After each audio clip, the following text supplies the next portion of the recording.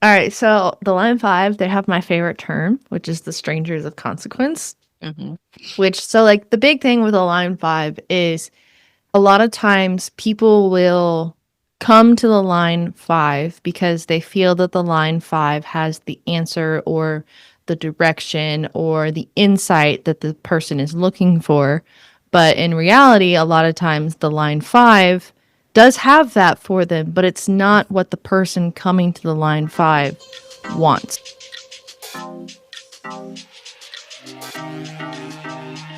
Human Design reveals who you are energetically and who you came here to be. I'm Dana, your Human Design guide. And I'm Haley, on this journey with you to uncover the power of human design. Together, we're here to explore how embracing your authentic self is the ultimate path to a life of more freedom and fulfillment. Welcome to the Human Design Hive Podcast. Let's get into it. Well, hello, Haley. How are you today?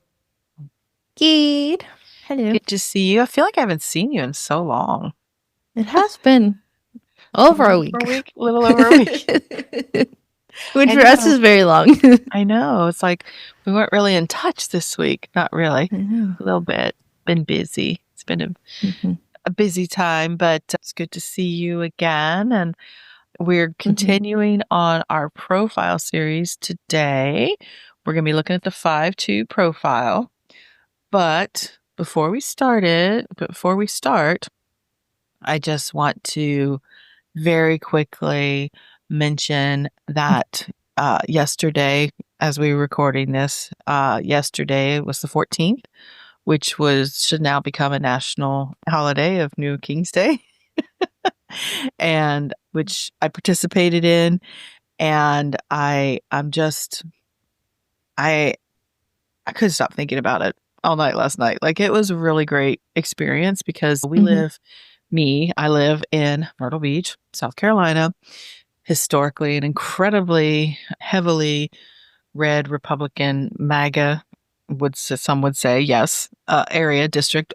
Yeah, it's safe to say yes, because my rep is definitely way up a Trump's MAGA ass. kiss ass?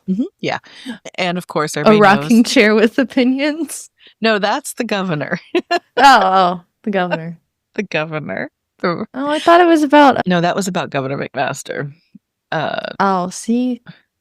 The stew children. Yeah. That's right. Yeah. I was thinking Lindsey Graham when you sent me that. What did that person described him as, a Confederate ghost or something? Let me pull it up because the phrasing is fantastic. Yes. Henry McMaster looks like if a plantation ghost learned how to use a podium. Yes. Every time he speaks, it sounds like molasses and outdated policy are fighting for control. If South Carolina wanted to elect a rocking chair with opinions, they nailed it. Yeah, that was a comment on our dear governor's post about the light threatening that a lot of MAGA, I guess, states governors tried to dissuade people from coming out yesterday. But it didn't work. And I've seen anywhere from estimates of 5 to 11 million people throughout the country protested yesterday. And I just, watching things about the protests last night, it just, my little Gen X heart was just like so thrilled because it renews what I love about this country and about being an American is, one, just the nature at heart of Americans, which is like, just don't fuck with me. Of like, just, you don't get to tell me what to do. And I'm not talking about, I was at a protest and I've never seen this many people in this city, county turn out for, as a heavily Republican area. And it was beautiful. There were several hundred people at Chapin Park, which is crazy. And then the signs were amazing. If you want to check out my Instagram posts, there's some pictures there and some video. But what was most heartening was we were at a traffic light there. Chapin Park's right on the corner. The overwhelming amount of support from the people in cars, which was incredible because there's a Trump superstore 2 miles from my house.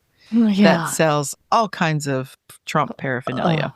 And there's 2 of them just in this city.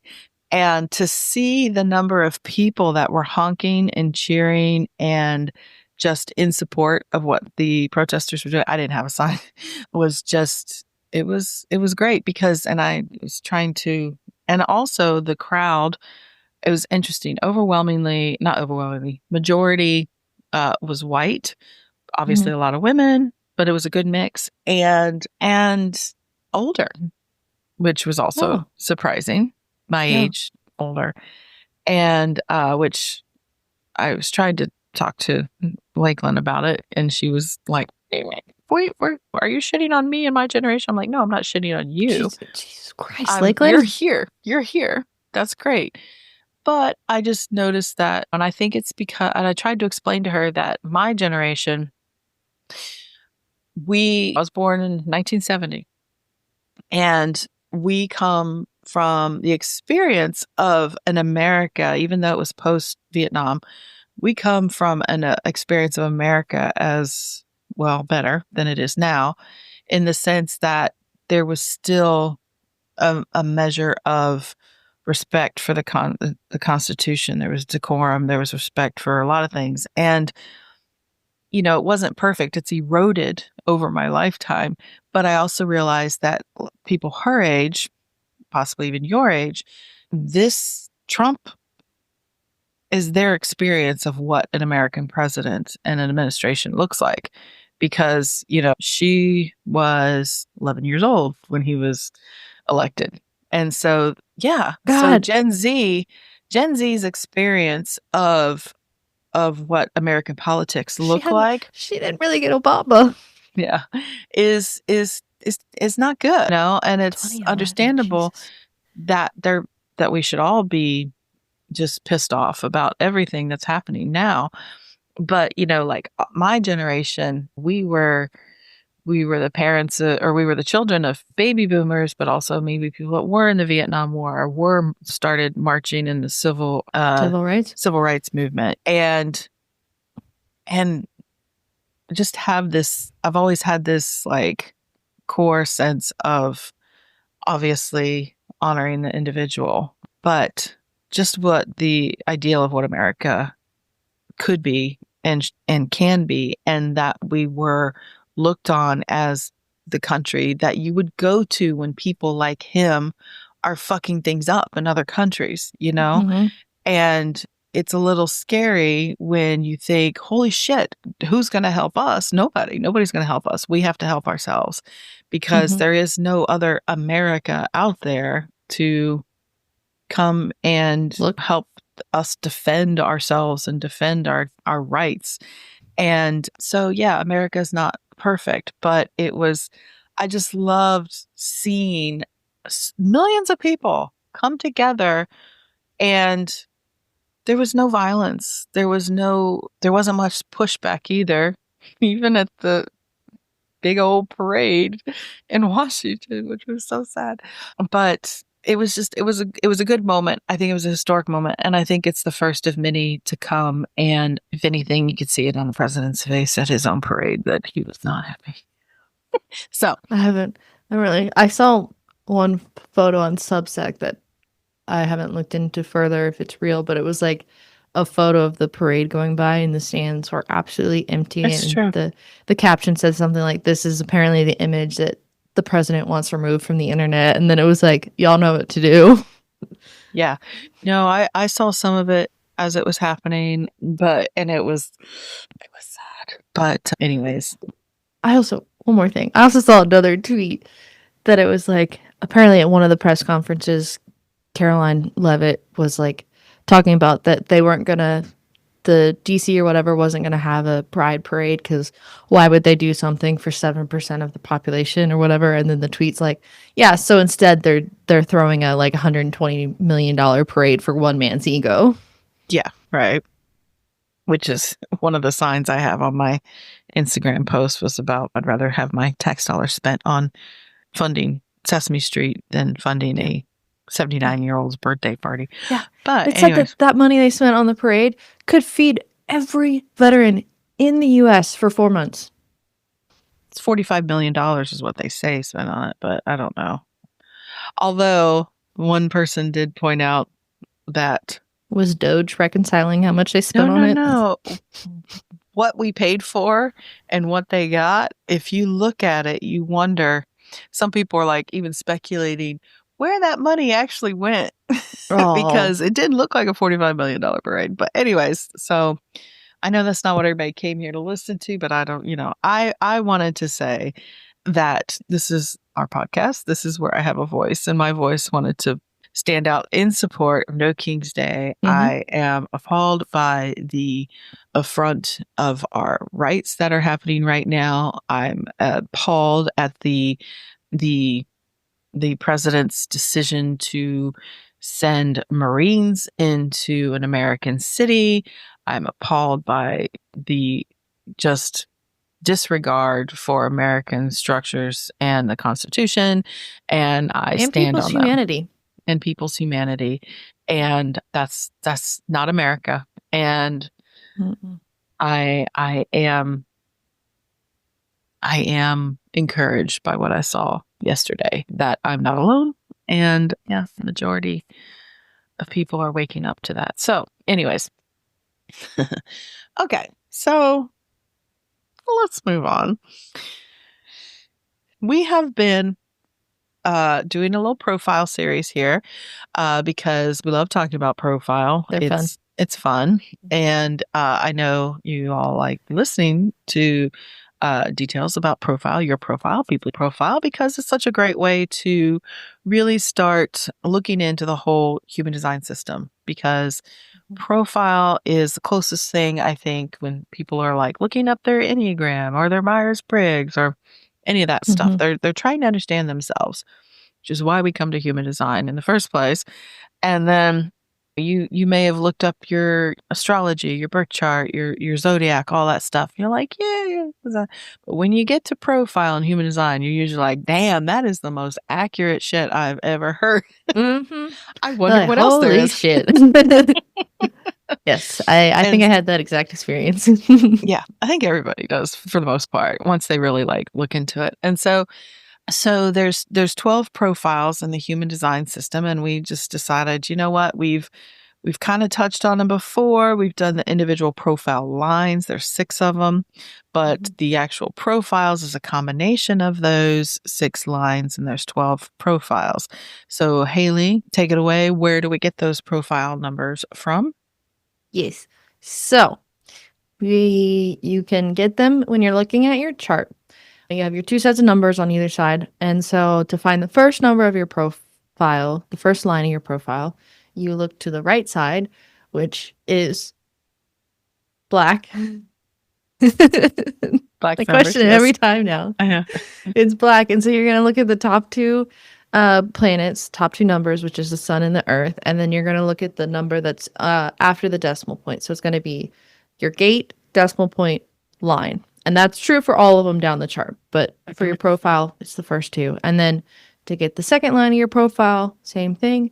Just on the left side, the red numbers. And really, it's the sun and earth. And the reason they're the same is because the sun and earth move at the same time through the zodiac. They're in opposition, but they're always going to be at the same like decimal point, I should say.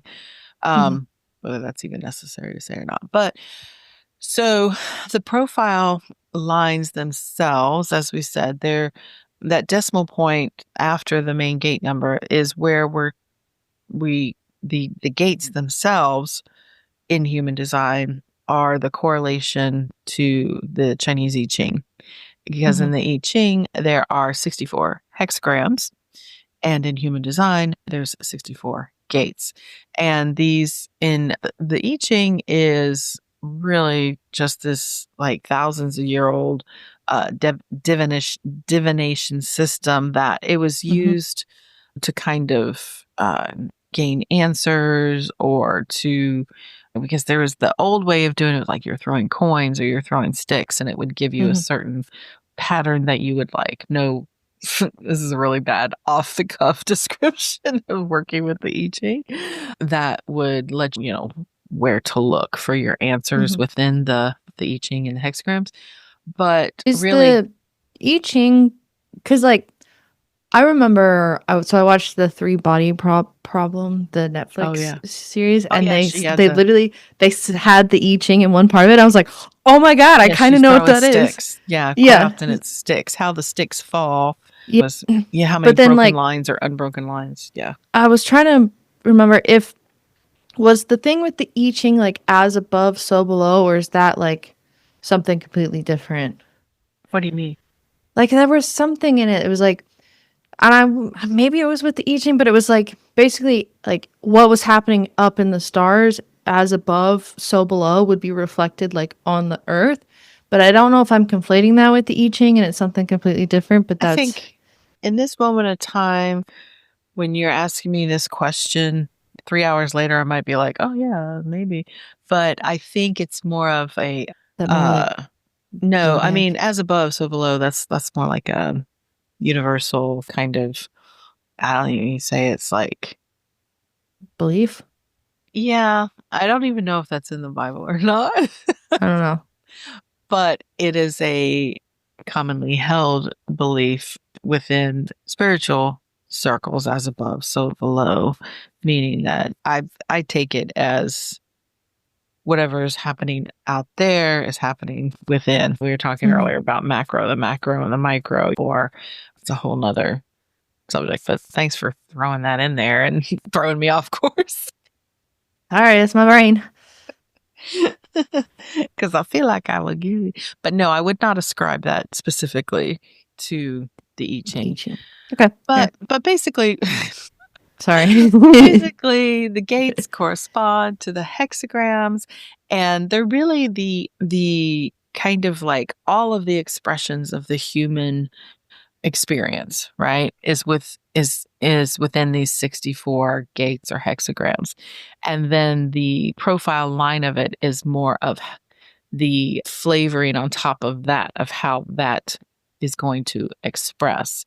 And so this would be a good time because we're like, when we're looking at profile, since it's taking a number from this side and that side of the chart, it's a combination of these 6 lines. And most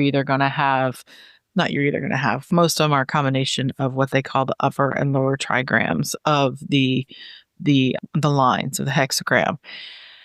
So quickly, Haley, let's go through what the representation of those 6 lines are as according to something that's taught in Human Design about this house analogy of trying to understand the flavorings of these 6 lines.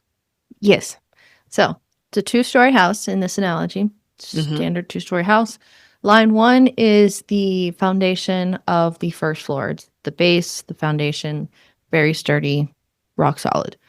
The line 2 is the first floor windows with the curtains open. So the line 2 can be seen from the outside.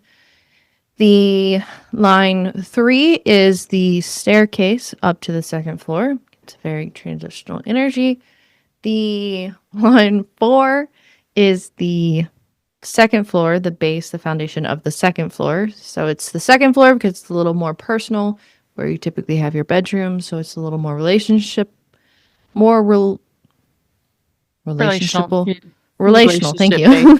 Relational. Than like the line 1. And then the line 5 is the second floor windows, but the curtains are drawn. And in my analogy, the line 5 is peeking out, but that's my addition. And then line 6 is the roof, because it's very much, you're up on the roof, very wide view. Long view, yeah. Yeah, long view. Yeah, yes. That's the house. Yeah, that's the house. And that's the general flavor of these 6 lines. And today we're going to be talking about the 5 too. So in that analogy, fun. We're looking at lots of windows. We're looking at someone who's like, really, there's going to be a double projection field on this person, on this profile. And so the projection being, these are people who are observed or, as we said, projected on, but in different ways. So it's going to create a kind of interesting combination here. So let's look more deeply, first of all, at that first profile line, the line 5, which is called in tradition. The heretic. The heretic, right. I believe in quantum, she calls it the visionary leader. And because that's really what this line 5 energy is real quick if you want. How would you describe line 5? Ooh. All right. So the line 5, they have my favorite term, which is the strangers of consequence. Mm-hmm. So like the big thing with a line 5 is a lot of times people will come to the line 5 because they feel that the line 5 has the answer or the direction or the insight that the person is looking for. But in reality, a lot of times the line 5 does have that for them, but it's not what the person coming to the line 5 wants. So the line 5 will give them the truth, but it's not what that person came to line 5 for. So there's a lot of like, the line 5 can be closed off because of this like rejection. So then going back to what it means for the strangers of consequence is the line 5, like you said, has that projection field, but it's a lot of like these, the line 5 doesn't even realize it. So they could just be passing by someone and the person gets something from what they need from the line 5, and the line 5 doesn't even have to say anything. It's just like the energy. The line 5 could also like say hi to someone, or it's like you just like have this, what seems to the line 5, this just very mild conversation with a friend, and it's very important to that friend. It's just like these big things that the line 5 doesn't even really realize. Mm-hmm. Yes, that's true. So the line 5 at its core, the energy there is what you're referring to, these strangers of consequence, is it carries what they call universalizing energy.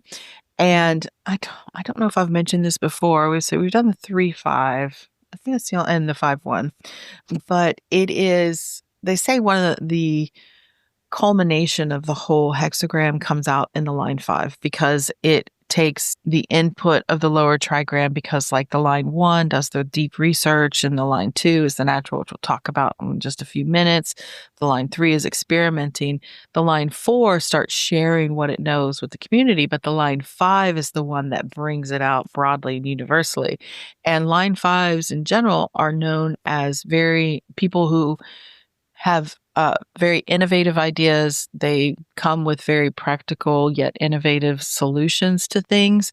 That's that heretic part of it as well, is because they kind of, when you say innovative, you think, oh, it's something new. And they can bring forth a new way of looking at things, of understanding things, of integrating things, putting things into action.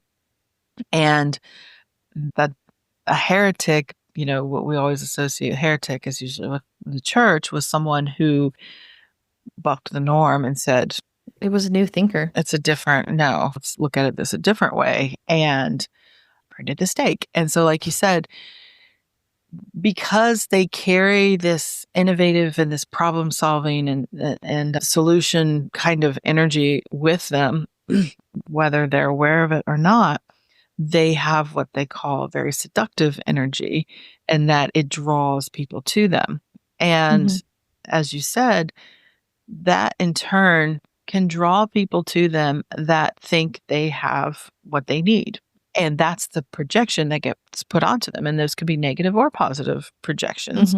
And like you said, quite often they do have the appropriate solution for someone or the appropriate wisdom to share. But if they're not ready to hear it, then they can then turn on the line 5 and either accuse them of being disingenuous or being a liar or being the person who's the aggressor, oppressor, or any of these things, because they don't like what they heard. And that's why you said the line 5 hides out, because they have this real fear, because it can be very damaging to their reputation, to who they truly are, for this misunderstanding. And so they tend to hide, like you said, that upstairs, they want those curtains closed. It's like, just leave me alone. And so they also, with that, because they carry that energy, they also carry this undercurrent of leadership. Like, people feel from line fives that they have something that they Mhm. need, and they can be very influential and very affect those around them and change the way people do things and see things. But they also can be very misunderstood as well. And they can be scapegoated, like you said, rejected when they don't meet those expectations. So Mhm. now that's the first part of that personality and or profile. And that first number in your profile, you tend to probably identify with more because it comes from the what they call the conscious side of your Mhm. chart, which is the gates that are that the sun or that all the planets and the sun and everything is at your moment of birth. And that's usually what Mhm. we identify with. So Yeah. let's look at the other number now, which comes from Mhm. the unconscious side of the chart, the red numbers, like you said. In this case, is the line 2. So Mhm. what can you tell us about the line 2? What's its name in traditional human design? Okay, in traditional, Please. it's the hermit. Yes, thank you. So, Haley's a so 6 like, too, so that's why I'm like, yeah, please. I should know this one, Mhm. but it's on my unconscious, so it's That's hard true. sometimes. So the line 2 is just very much this. Does she call it the natural in quantum? No, in quantum, she I calls just it the always, responder, which I don't. yeah, I think it was no, poor choice, the but natural would have been better, but I didn't do it. I always wanted to be the natural, but so like the line 2 just in the has gene this. in the Huh? gene keys, he often refers to the line 2, especially in the way he describes it. That profile line is like the natural, the dancer. It's Okay, like a natural talent. maybe that's where I pull it from. Mhm. I forget about the gene keys. Mhm.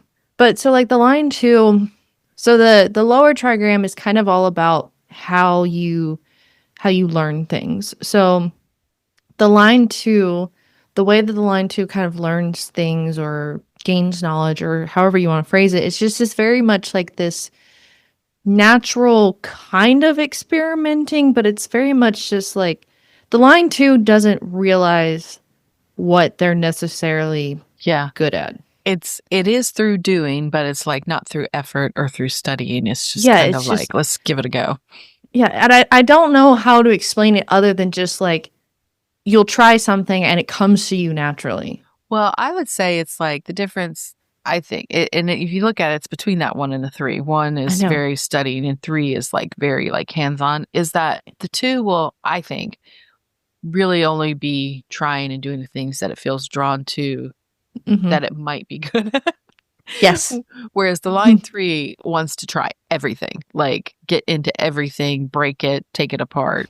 But the line 2 is like, I'm interested in this. I think I want to give this a Yes. go. Or it's just something that they are actually born with, Yeah. innate Yeah, talent and for like things. for me, my line 2-ness, like if I want to try something, I will go full bore into it and get all the supplies I need and try it, even if like I tried watercolor painting because I was like, oh, that's really cool. I want to try it. I got all the supplies. I did it like once or twice, but I didn't continue because I wasn't naturally good at it.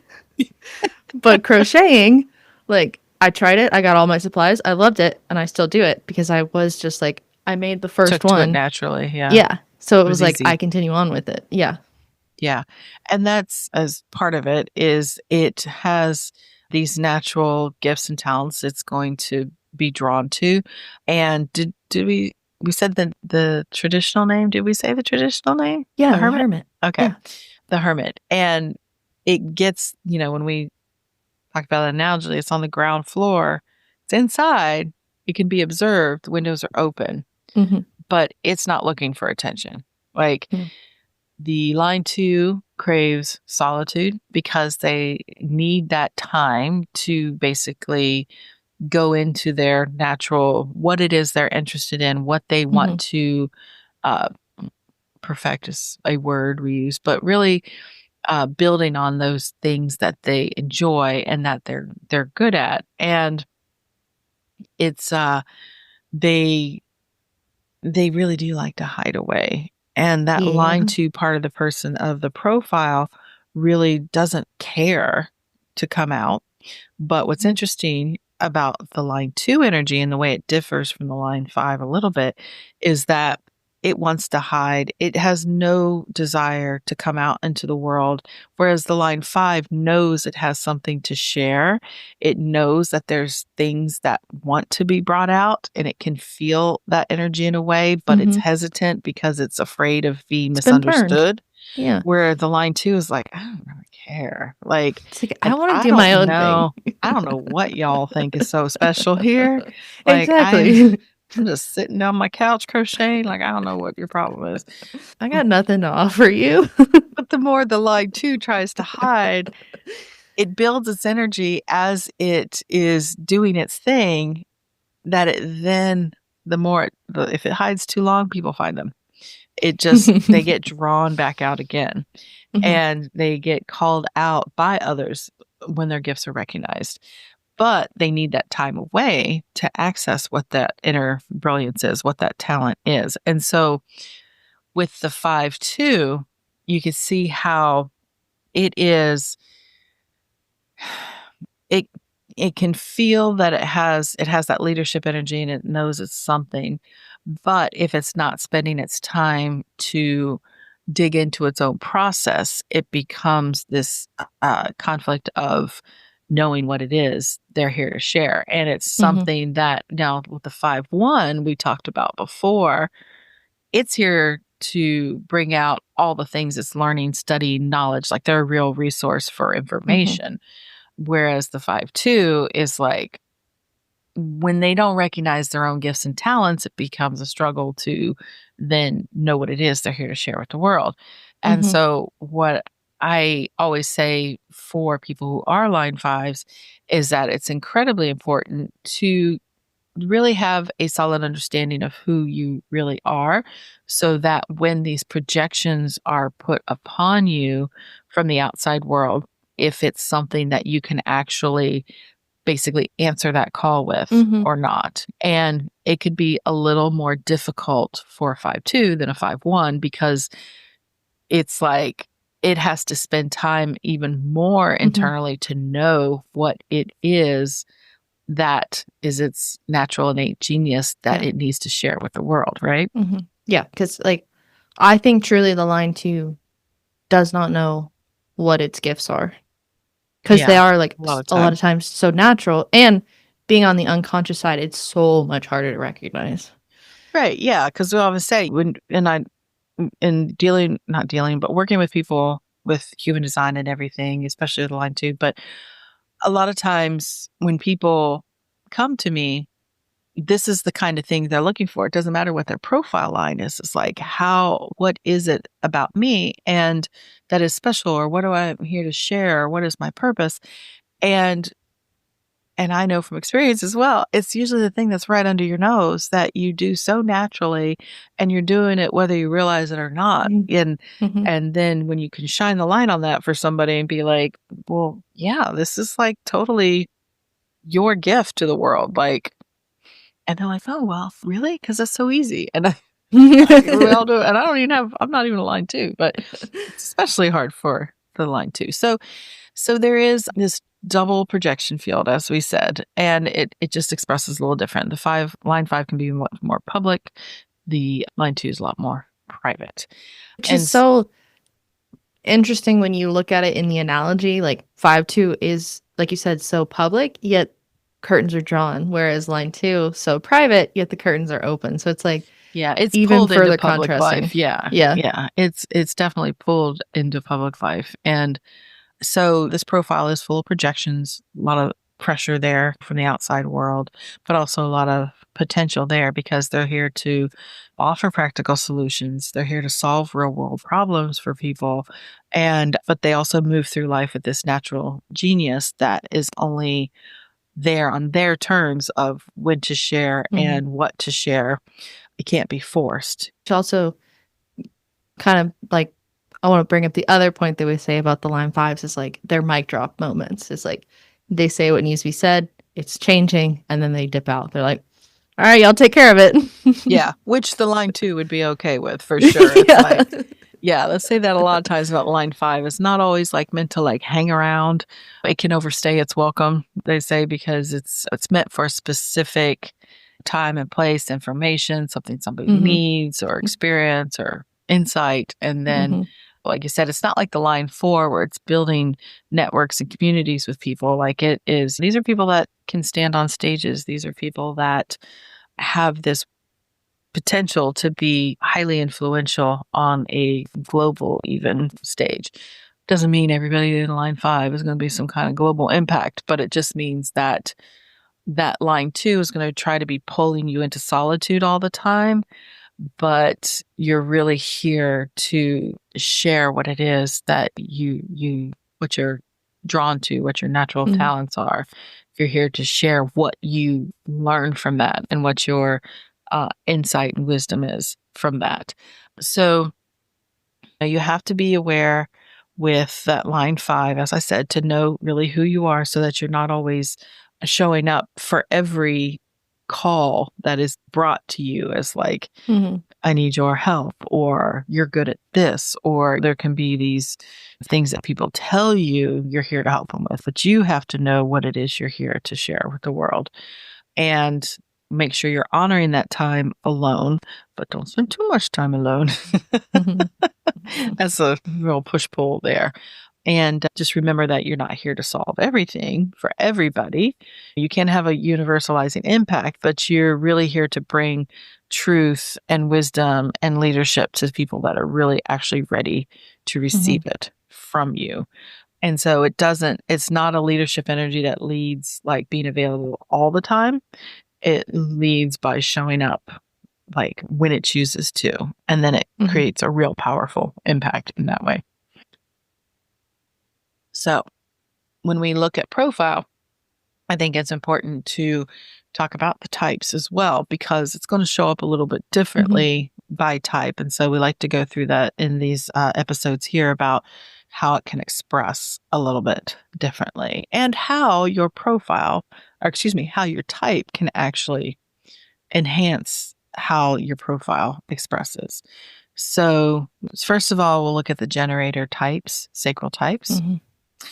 So, the generator type has the defined sacral. So, that means Mhm. manifesting generators and generators, right? Which is Mhm. majority of the population.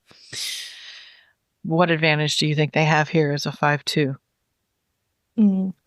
Well, I mean, they always have kind of the general advantage of that sacral response that kind of helps to guide them. So I can see how that would uh play into or how the line 5 can be like kind of reflected in the sacral. It can help you to make sure that what the line 5, the profile 5 is leading into is actually going to be good for them.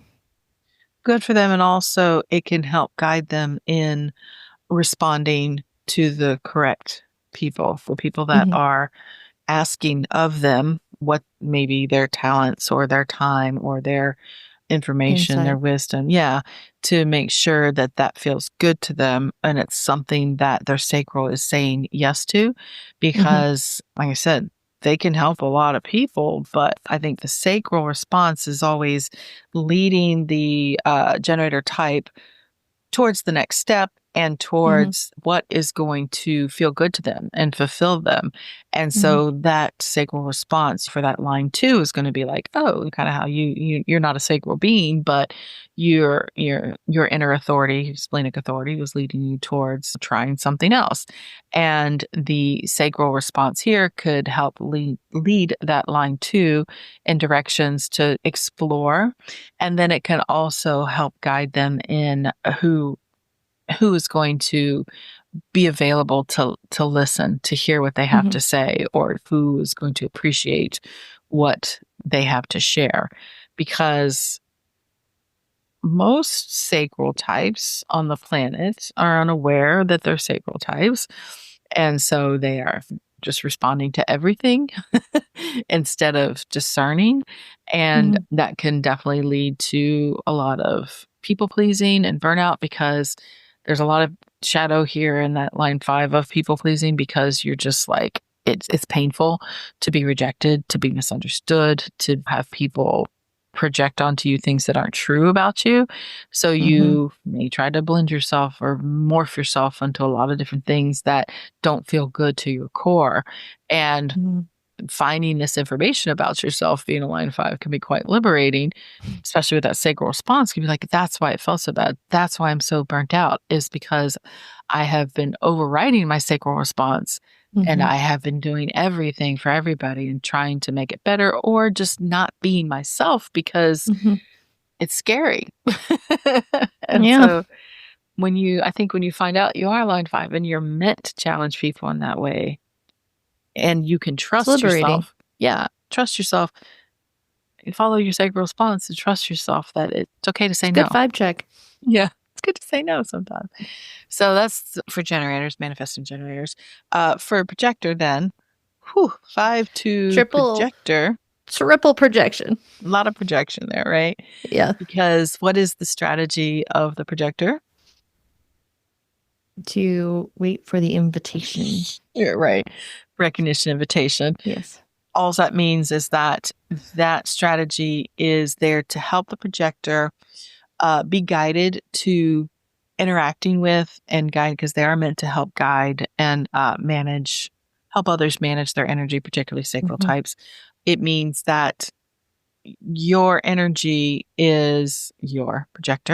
energy is precious, and it's a non-sacral type, so you don't have that defined sacral center, so you can get easily overwhelmed by all the sacral energy around you, but it's not sustainable for a projector.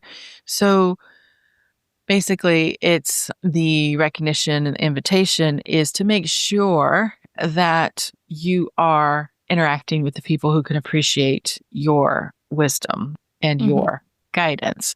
Otherwise, as your experience as a projector, you can, if you try to force your opinions or try to grab attention, which is quite common because we're all taught to just like be out there and be like, hey, I can do this, I can do that, let's do this. But it's better the more you hold back that and really dive into what it is that you want to be helping people with, what you know that you're good at, that it then brings the right people in. It makes you more mysterious, and people are like, ooh. Right. Especially on line 5-2. 5-2. Yeah. So there's a lot of that there of like really being aware of what it is within yourself that you feel strong in. It's what you are drawn to. It's what you really want to dive deep into, but also what comes naturally to you, and be in your own process. And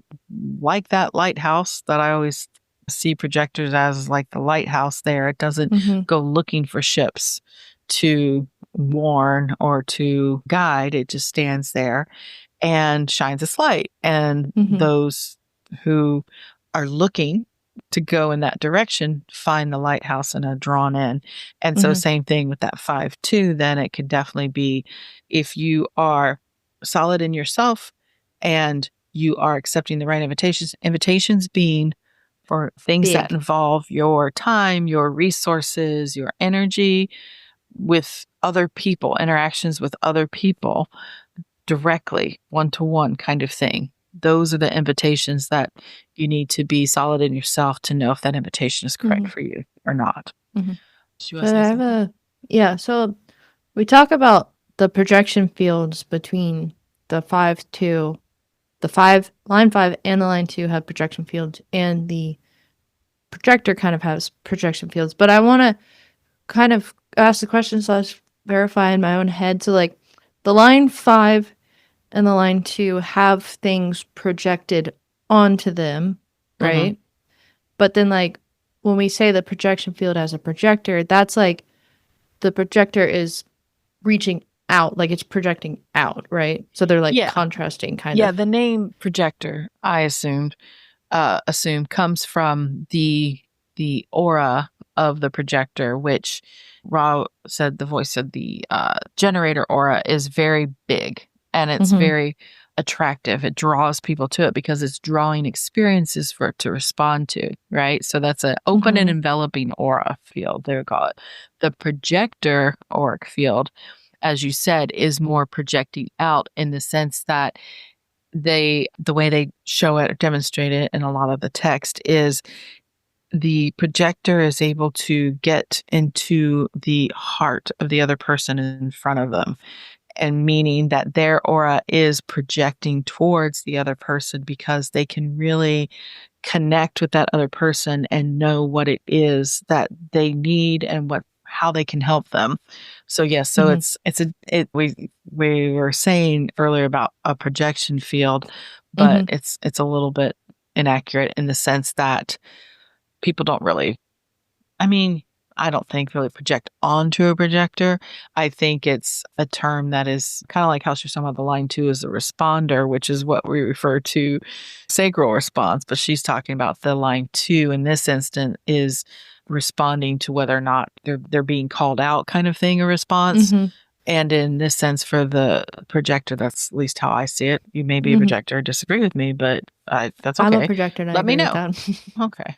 Well, I am not the authority. I'm just here on what I've experienced, what I know, and what I've learned. Because I'm a line 1. Can confirm that is how I feel as a projector. Is I feel very much like I know more about the other person, the other people in my life than I know about myself. So there you go. And a line 2. So yes. Yeah. Okay. Okay. So the Manifestor then, 5-2 Manifestor, of course, they are meant to inform. That's their strategy. But they are initiators. They have the energy that can get things going, get the ball rolling.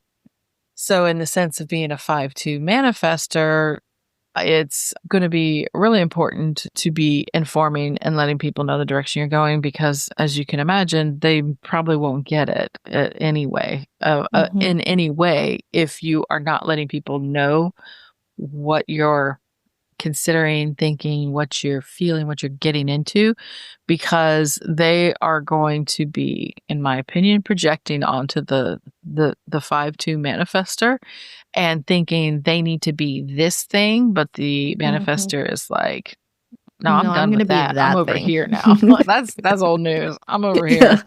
Because the Manifestor, like the line 5, the Manifestor is also not meant to, like we talked about just earlier, the line 5 can overstay its welcome. It can have those mic drop moments, walk away. It's meant to deliver and move on. Manifestor is also not meant to always bring things to completion. They're there to initiate, to give sacral type something to respond to. And so it's going to, that informing piece is going to make it easier for them to be able to actually influence, work with, be around the people that can see them for what they want to be seen for and what they want to help people with, I guess you could say. And then for the 5-2 Reflector, that's going to be challenging in its own way because the Reflector is incredibly affected by their environment. Why? Because they have no defined centers, no connections. Yeah, that means that looking at a chart, all the centers are white, and that means that their energy is highly dependent on the people around them. Not dependent on them, affected. Sorry, not dependent. Yes. Influenced and affected by their environment physically, the people they're in, and also the way they experience themselves and the world throughout the month can be quite different because as the moon transits through the human design chart, it goes through each gate every 28 days. So it can create definition in a reflector's chart so they can have access to different energies. But really the reflector is, what its name says. It is here to reflect back to us what's healthy in the environment, what's working, what's not working.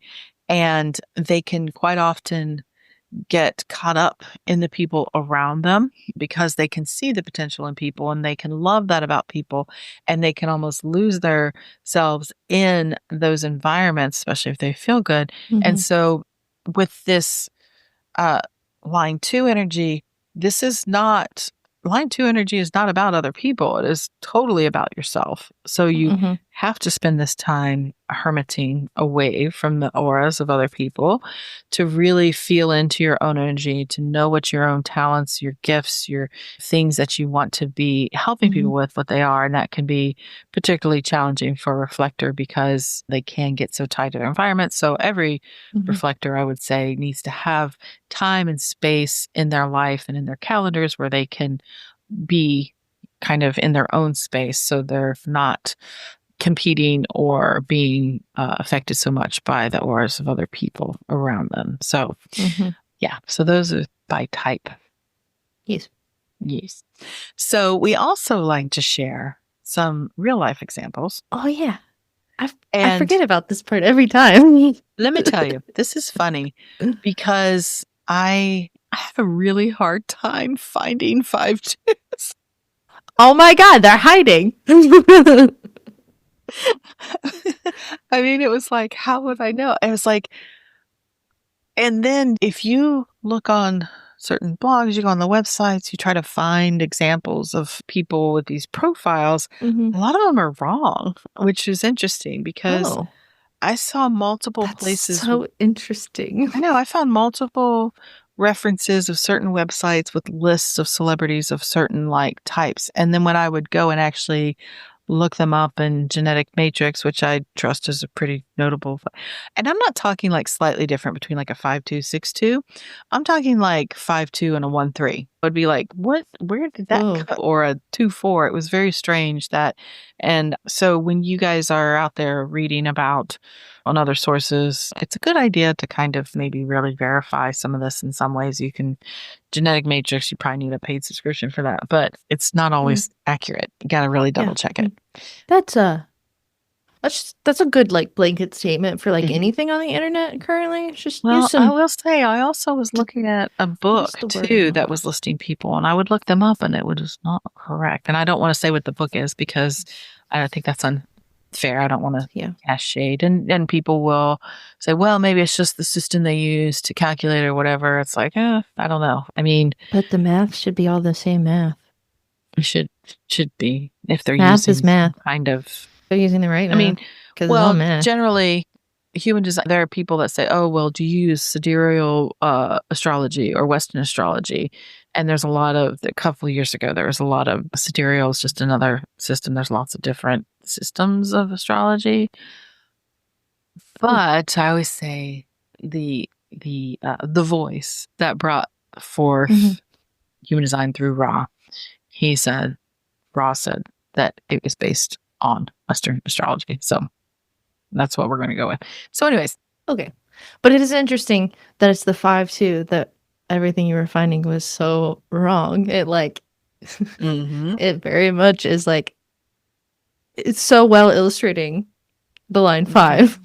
That's what I thought. I'm like, so this is funny. I can't find any 5-2s. They are hermiting and hiding so much. So the 5-2s I'm sharing with you, I don't know much about them, but they are public personalities. So here's the first one. But it is kind of interesting also, like, not finding a ton of public personalities per se, like public celebrities that are 5-2s, because it's just like, I don't know, it's just so clearly like illustrating to me a 5-2. I know, for real. Okay. Let me see. Do you if know you saw who me he grimace? Is? Yeah. Okay. Do you know who this is? See, James McAvoy. The name sounds like I would know this person, but I don't know. Okay, so James McAvoy. Okay, so he's Scottish. He's from Glasgow. Love. He is an actor. Let me see. He's a 5-2 emotional projector. Okay. I looked him up. I have seen him in things. So most notably, I guess, in the movie Split, I guess. Trying to remember what some of his other ones were. He was an X-Men. Yes, X-Men. He was also the Lord Azrael in his Dark Materials. Have you watched that? His Dark Materials. It's so good. I think you'd like it. On HBO. Okay. It's based on a novel. He's been in lots at the end, so he's an actor, obviously. And I was thinking about his body of work, of things, the movies they were listing him, and how often his characters are these more at least the ones I've seen, especially in his dark materials, it's like it's almost like a line 5 energy that he has. It's like you can kind of like him, don't like him. It's like a this you want to like him, but then there's something wrong about him. I don't mean that about line 5s. I don't mean there's like that. Like there's nothing wrong with them, but there is. I know what you're saying. It's like projecting. This, like, yeah, you're like you don't ever know where you stand with a line 5 is what you're trying to say. Yeah, kind of. Yeah, I mean, I don't know if that's really fair, but well, we've talked about like in some of the other line 5s, it's hard to know who the they line really 5. are. Yeah, yes, that's what they say. It's very hard that, and a lot of line 5s have the experience of people never really knowing them at all, like anybody, because they have a hard time. Yeah. So what was interesting here as a 5 too, so he's an actor, and just a little bit of things that I felt were interesting to share was that he started when he was 15, but he really wasn't even that interested in acting. He just started acting because it was actually a film he was in, but he was inspired to study acting after he developed feelings for his co-star. So he entered it because he had a crush on someone. Oh. And then found out he was actually pretty good at it. So he kept doing line 2. Yeah, so he kept doing it. Yeah. And then what was also before you get too much further, I don't think we said that he's a projector, an emotional projector. I said he's an emotional projector. Oh, you did? Okay. Figure out. Yeah. Yes. And oh my God. Yes, you're going to share. He also has the head configuration as you. Yes. He does. He has the exact same head configuration of having all 3 head gates defined and the channel 6447 defined to the ajna with also gate 43 defined. You have all that. Oh, yes. He has the channels of abstraction, which is that 6447, and the channel 4130 are his recognition. Which 30's passion, 41's that kind of vision. So it is not surprising that his medium is an abstraction too. That's looking at this chart, not knowing what this person does, I would say they probably would have a rather, I would say, visual talent in some way, because those 2 channels in particular to me represent a lot of, because 41 like has this visionary, not visionary, but like creating the vision of something that you want to experience and create that. And that 30 is the passion for it, of like 41 starts it. What do you want to feel? What do you want to experience? What do you want to do? And then the 30 helps carry that passion through to experience. But the 6447 is like a lot of making meaning of experience as well. So it's not so surprising that this guy's an actor, honestly, if you look at it just from that perspective. It's so much of his definition is like, so much of his definition just in general is on the right side of his chart, is like in the solar plexus, which is a lot of emotional, like creativity and stuff like that. And then a lot of, he's only missing 1 will center gate, which is it's all material and like resources and all of this. It's very, very interesting. Yeah. So his sun is in gate 3 in that undefined sacral center as projector. He also has in the sacral the 14 and the 5. What was interesting to me, like on top of like having difficulty finding 5s, 2s, then when I found him and I was like, oh, I know who that guy is. I can talk a little bit about him. Interesting, his Wikipedia, there's very little, there's so much of his Wikipedia is about his career and awards and milestones, but very little about his actual life, other than that he married a co-star he was in the British version of Shameless, because when I first saw he was in Shameless, I was like, I watched Shameless. I love that show, but I watched the American version. There was a British version. It started as a British version, like so many good things. So it's The Office again. Yeah. So he married one of his co-stars in that. And then what's interesting, they divorced in 2016. And then it said in 2022, he confirmed that he had actually married his wife, his next wife and current wife, or I don't know if they're still married, I can't remember, privately after years of speculation. So he met her in 2016. She was assistant of a director on something he was working on. And they just never told him, they weren't public about it, that they actually had been married for a couple years. And I thought, well, that's pretty hermiting. Highlight vibe. Yeah. Wow. For sure. But just generally looking at this person's chart, not knowing who they were, it would just be like, okay, so this person's going to be open to a lot of influence from the outside world. They're going to feel quite separate in the sense that they have this root and solar plexus definition, but they have this head and ajna definition. So it's somebody that's probably more identifying with the mind that would need to learn how to really tap into the body, to their emotions, riding that emotional wave, not to rush into decisions as a emotional being, but to be aware that they will need time to process for one, but also as a 5-2 with all that openness, they definitely are going to need to be self-aware and really go into what it is that they want to share with the world, which I think he does, because and like you said, that thing about the line 5, not knowing what you're going to get. And I can understand what you mean, because I have that feeling about him from the outside world. There's this movie I just watched that he's in that he was so scary in this movie. It was called Don't Speak, I think. He plays this really scary. Or Speak No Evil. Speak No Evil. That's it. Sorry. I was like, I see something like that in my research there. Speak No Evil is good. Is good, but he was terrifying in that movie. But he also comes off in the beginning. It's very charming. It's just like he's a very good actor. Nice. And so that's James McAvoy. So let's look at the next one. Numero 2. Yeah, I can pull this up. This is another actor, because how else am I supposed to find people?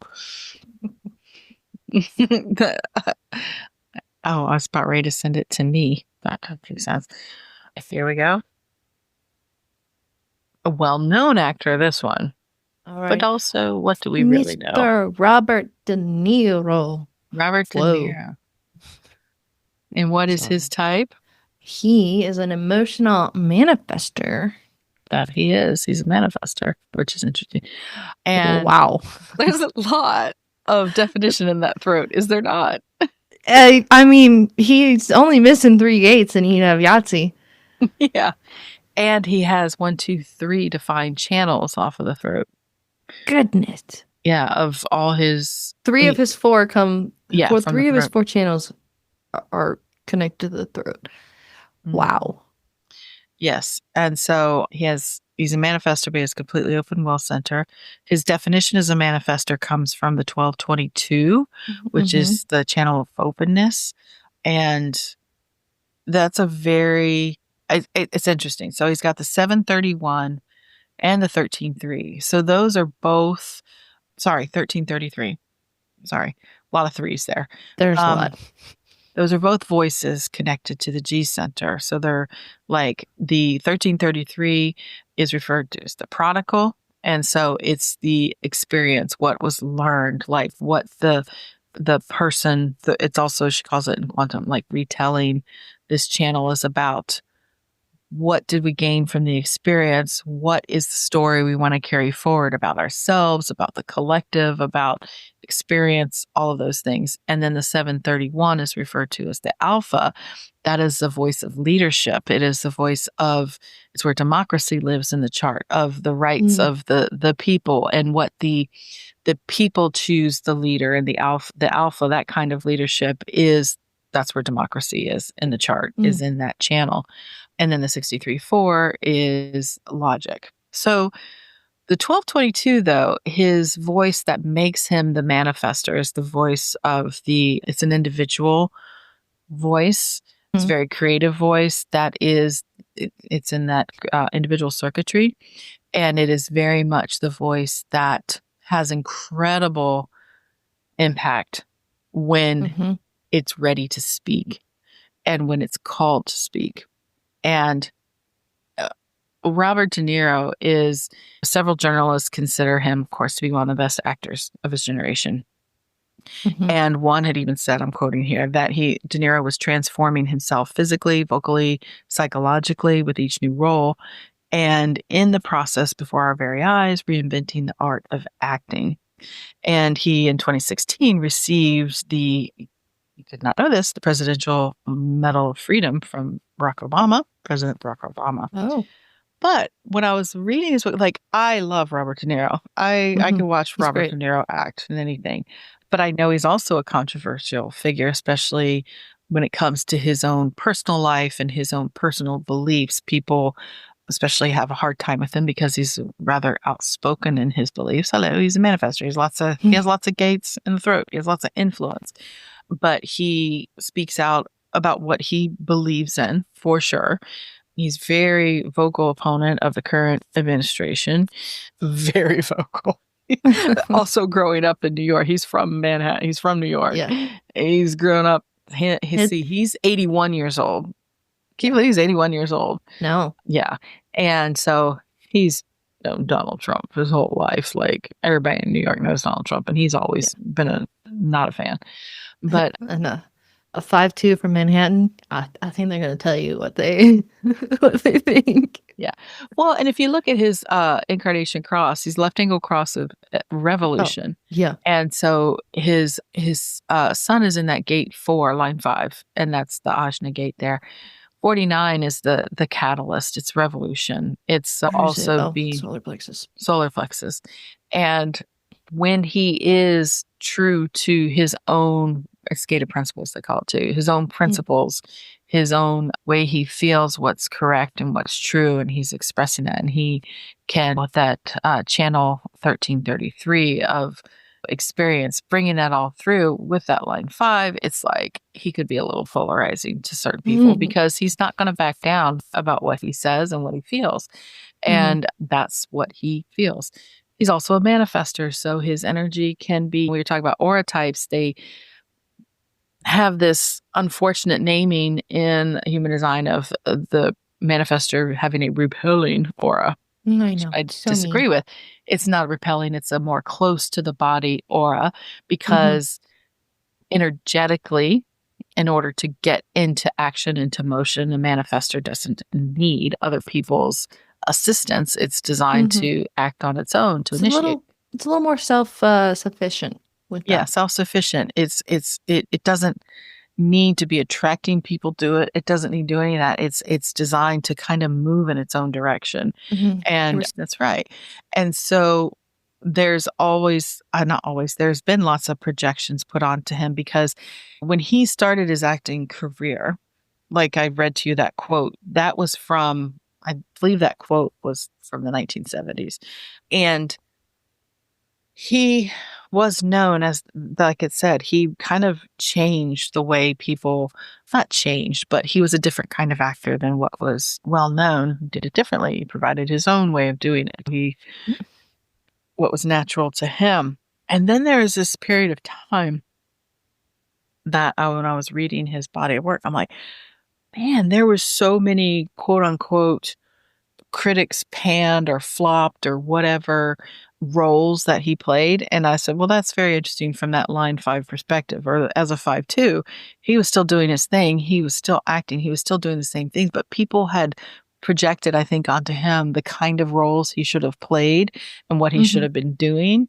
And so their expectations for him, or they put him in a certain category and what they expected of him. So when he was just trying things and following what he wanted to do, maybe it didn't live up to their expectations.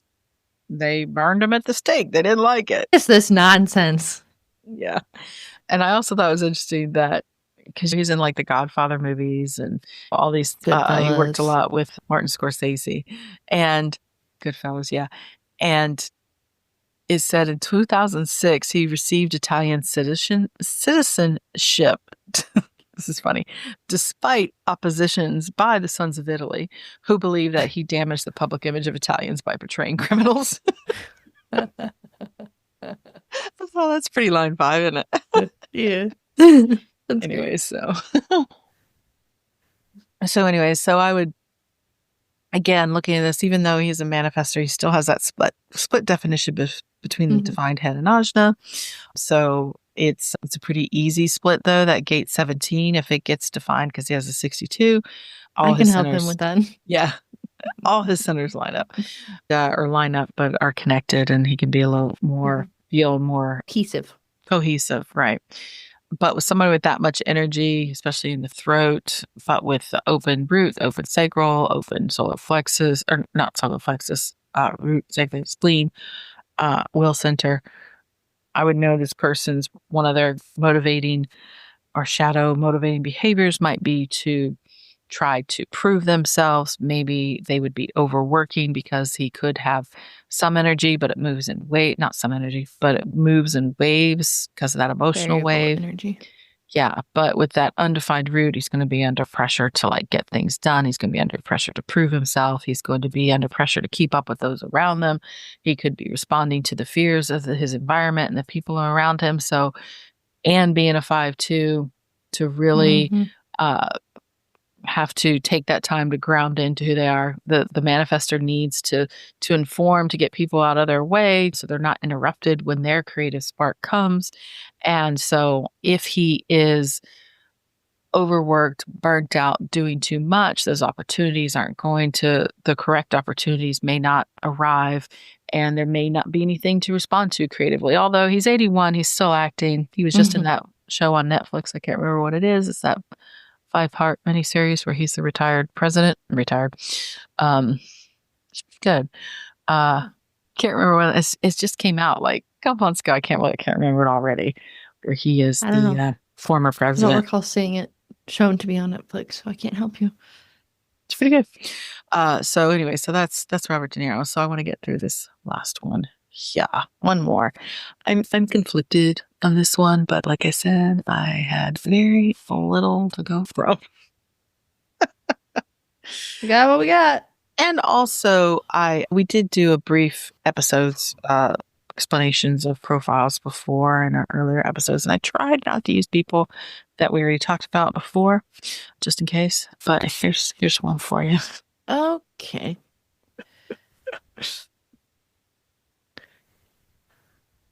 Ivanka Trump. Ivanka Trump. This is one of his daughters, right? Oh yeah, he's the daughter. The daughter, yeah. Okay. Which I is just had to make sure I had the right one. The one married to Jared Kushner. Yeah. Yeah. I hate that I even know that information. I don't care enough, but I hate that I know it. Well, Any whoosies. They say that everybody in the family agrees that she is his favorite child. Which is great. So she's a generator. She's a 5-2 generator. Pure generator. Her son is in gate 28. She does have an interesting chart. It is an interesting chart. And the reason I decided to go with this one was because there's a few, I think, examples of how this 5-2 profile plays out with her in her public life, because she is a very public-facing person. She is a very, obviously, her father is now the president. She is, I think it's very interesting that she is not involved in his administration at all this go around. So, well, neither is his wife. So, yeah, she decided she was not going to be a part of it. And as a 5-2 and seeing her chart now, I could understand that. Like, I don't know her personally. I don't know her. Nobody does. I don't think. She's a 5-2. We just know what has been shown in the public eye. Exactly. It's very 5-2. So she has a completely open G center, a completely open emotional center, undefined root, undefined will center, undefined head center. Her two channels are 1156, curiosity, and the 3457, power. So she, I think her own father projects onto her, because she's, like I said, the favorite. She is the beauty queen. She started as a model. I think that's why she is the perfect one to him, because she is the perfect looking one to him, because of how fucking shallow he is. And quite often narcissists will have one golden child, and then they have other child who they shit on, which that would be Eric, I guess. Or Tiffany. Well, yeah, I was like, he has the other daughter. Yeah. But so Tiffany's from another mother. Eric, Don Jr., and Ivanka all have the same mother, Ivanka Trump, who the president. Oh, and don't forget about Barron. He's got that child too. Well, that's, place of honor of Ivanka Trump being buried on his golf course. But I digress. What did you say? Ivana Trump, who fell down the stairs a year or so ago, died. He buried her on a golf course, in his golf course. Yeah, he's a national treasure. So anyways, okay, let's get through this. Yes. Let's just focus on Ivanka Trump here, on her chart. Yeah. Her So interesting chart. really the only thing I have to say here is that we know she was a very public facing part of her president's campaign. She was definitely projected on in the public eye. People had a lot to say, love her, hate her. But what was interesting was they talked about how in his first campaign, she gave a speech at the Republican National Convention, I believe. Maybe it was announcing her father or whatever, talking about her father. And they talked about how influential what she said. And a lot of people, I think, that paid attention to what she said, what she did. It was almost like she was, in my mind, she was kind of like she helped calm the temperature a lot in her father's administration. She tended to bring a little bit more of the like reasonable, but she was definitely just a spokesperson for him. Definitely, I mean, I know how I feel about her. I projected onto her. I don't know who she is. I don't know her personally. Just what you see in the public eye. And it's kind of complicated because if you look, it's very interesting also is that I think they said she was unable to vote for her father because she did not register in time as a Republican. She was always a Democrat. Same as her father, was always a Democrat until he decided he wanted to be president. But she was a Democrat up until 2018, I believe, which is interesting. So She was unable to vote for that. Well, it depends on what state you're in if you can vote. Really?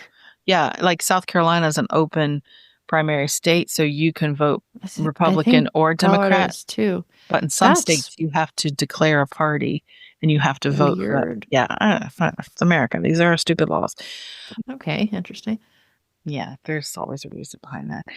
But with a completely open G center, completely open solar plexus, feeling the pressure from that root, and also the will center and the open head, it's like there is a lot of pressure on her, plus the line 5 projection of having to prove, but also, within that open solar plexus, there's a lot of tendency for people pleasing.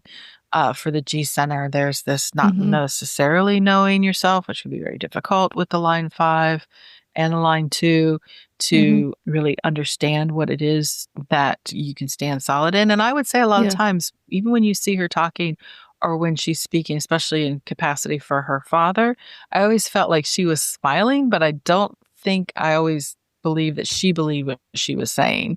And you could see it in her eyes sometimes. There's a little bit of hesitancy in her smile as well. I'm not saying that, but she has fairly distanced herself entirely this go around.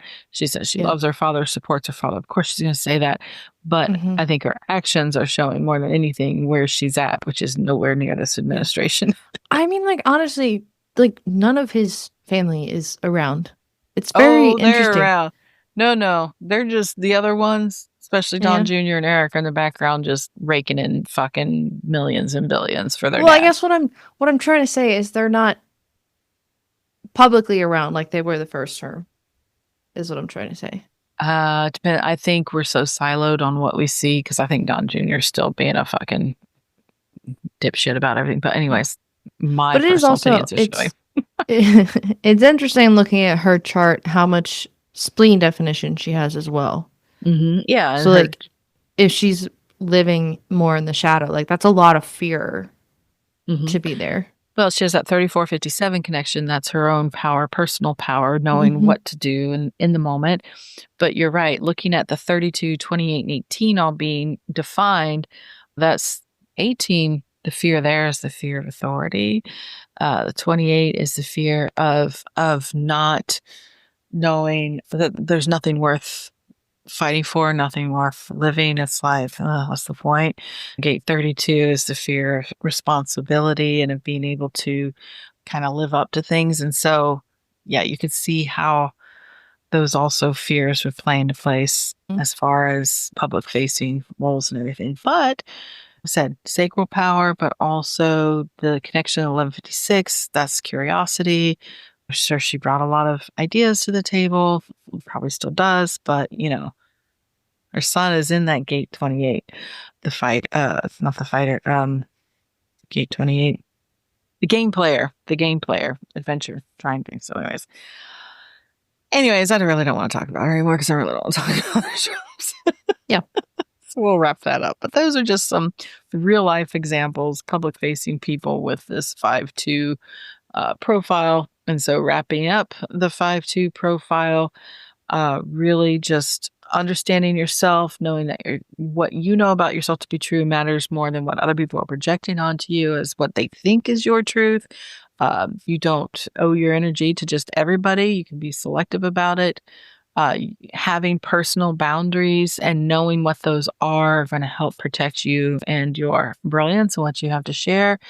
And that, like I said, you're not here to be constantly available to everybody. Your brilliance and your gifts really shine when you take the time to retreat, to go within, to work on what it is you want to really dig into. And that's when your impact can really come out, is when you're solid in that. So, anyways, anything else you'd like to share? No, I don't think so. So as that we bring it to a close here, the end of our episode, that means it's time for the Incarnation Cross of the Week. That is correct. Every week we highlight one incarnation cross. Do we say it? I'm so embarrassed. I mean, I think we got to admit it. Yeah, so Haley and I, as I was preparing for this episode, I realized that for 2 episodes, I did the same incarnation cross almost back to back. Oh, I think they are. They're episode 127, 158, sorry. And that's embarrassing because I even put them in a spreadsheet, and I forgot to put them in a spreadsheet to know when we've already highlighted one cross. And like Haley said, we did, even though they came out back to back, we did record some other episodes in between. So we weren't as keenly aware. I can't believe Haley didn't catch on because she's so good with that. I know. I'm so sorry. But I said it's not a mistake.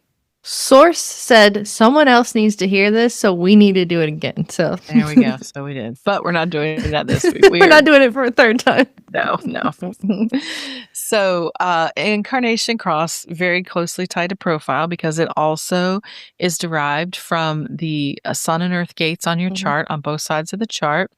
It's going to consist of the energies of those 4 gates, and really along with profiles like the character you play here. This is also part of that energy that you bring into the world. It is part of your path, kind of the main themes that you experience, and also, yes, exude, because there are defined energies in your chart, that this is the energy you bring into the room. And it's also a lot of part of your gifts that you bring to others and how you're here meant to impact others, right? Yeah. And just very aspirational. So to feel good. So there's 192 incarnation crosses. We're going to highlight one. And this one, we haven't done one in a while. I want to do a juxtaposition cross. Ooh. So we have right angle crosses, left angle crosses, and juxtaposition. Right angle crosses consist of profiles that start with 1, 2, 3, and the 4, 6. Is that right? No, that's wrong. Did I say right angle? I said right angle, yes, right? You said right angle. That's correct. Okay. Left angle crosses start with 5 or 6 in the profile number. And the juxtaposition cross then is only one profile. Just a 4-1. Just a 4-1. Right. And so that means there's actually 64 juxtaposition crosses in the incarnation cross, but it's also, or in the list, but it's also a very small part of the population, which is why I don't do that many, because they're very specific energies for people that are born at very specific times. Because really a 4-1 profile, there's only like a 2 or 3 hour window, and like this one starts, this is the sun gate for this one is gate 38. So it means that as the sun is transiting through gate 38, it's a very small window, that's 6 days roughly. It's only about a 2 or 3 hour window when a 4-1 is present, because it's shifting from maths. That unconscious side of the chart is shifting. Well, anyways, I won't get into that. One day I'm going to do a whole class just on incarnation crosses, so stay tuned. Okay, so this week, the juxtaposition cross of opposition. I was intentional about this one. I was looking up crosses, saw that I duplicated a cross, but then I thought, in light of the energy right now of what we're experiencing, plus we're talking about 5-2s, I feel like I wanted to find one that was a little bit sort of kind of rebellious in a way, but kind of doing their own thing. So opposition. So on the conscious side of the chart, the gate, sun is in gate 38, the fighter. The earth is in gate 39, the provocateur. On the left-hand side of the chart, the unconscious side, the sun is in gate 57, intuition. And gate 51, shock. So we have fighter, provocateur, intuition, and shock. Goodness gracious. Got it. Okay. All right. So if you were born under the juxtaposition cross of opposition, it feels oppositional. You are here to shake the foundation of belief, not for the sake of disruption, but to awaken people to what truly matters. Your presence calls out anything that isn't rooted in truth, and your energy naturally tests the strength of what others say they believe. You hold a mirror to the world, to not to judge, but to provoke and to reveal. Your role isn't to comfort, it's to catalyze. You're designed to stir up the energy that forces others to look deeper, to ask why they believe what they believe, and to find the courage to stand for something real. At your core, you carry a powerful trust in what's unseen, a connection to a deeper order, to something wiser and more intentional than logic alone can explain. You understand that dreams are not fantasies, they're blueprints. You're here to embody the belief that our thoughts and patterns are not fixed and that everything can be realigned toward abundance and meaning when rooted in source. Your mission is to guide people back to that deeper trust, to remind them that they can feel it, that if they can feel it, they can create it, and that the future is built not by avoiding discomfort, but by facing it with unwavering faith. Hell yeah. God. We need like all of that right now. And I think it is. It is like, it's showing. Yeah. Your opposition is showing. Hello, your opposition is showing.